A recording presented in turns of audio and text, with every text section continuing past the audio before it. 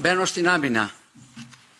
Έχετε ιερή υποχρέωση να μην δώσετε λεφτά των Ευρωπαίων φορολογουμένων προκειμένου να οπλίσετε το χέρι τρίτων χωρών που απειλούν χώρες της Ευρώπης. Και αναφέρομαι στην Τουρκία.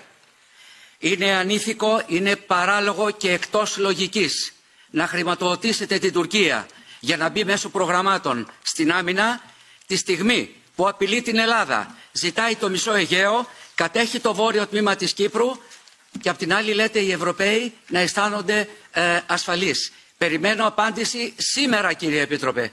Όχι αύριο και μεθαύριο. Το ζητάει ο ελληνικός λαός. Σας ευχαριστώ θερμά. Thank you. Δεν απαντήσατε, κύριε Επίτροπε. Θα βάλετε την Τουρκία από την πίσω πόρτα στις χρηματοδοτήσεις για την άμυνα? Θέλω να απαντήσετε. Είναι πολύ σοβαρό το θέμα.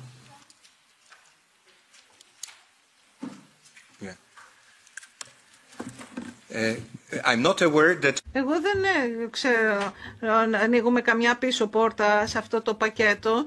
Θα το τσεκάρω, αλλά γνωρίζω κι εγώ ότι το θέμα αυτό αντιμετωπίζεται σε εργαλεία που ήδη ισχύουν. Δεν αλλάζει καμία πολιτική σχετικά με αυτό. Το ξέρετε πολύ καλά και οι συμπατριώτες σας επίσης το ξέρουν πολύ καλά, γιατί πολύ πρόσφατα εγκρίναμε το SAFE. Και στο SAFE νομίζω έχει ληφθεί πλήρως υπόψη η ανησυχία και τα μελήματα της Ελλάδας και της Κύπρου και δεν πιστεύω. Δεν ξέρω πόθεν η ερώτηση αυτή, γιατί δεν ξέρω να έχει αλλάξει η ευρωπαϊκή πολιτική.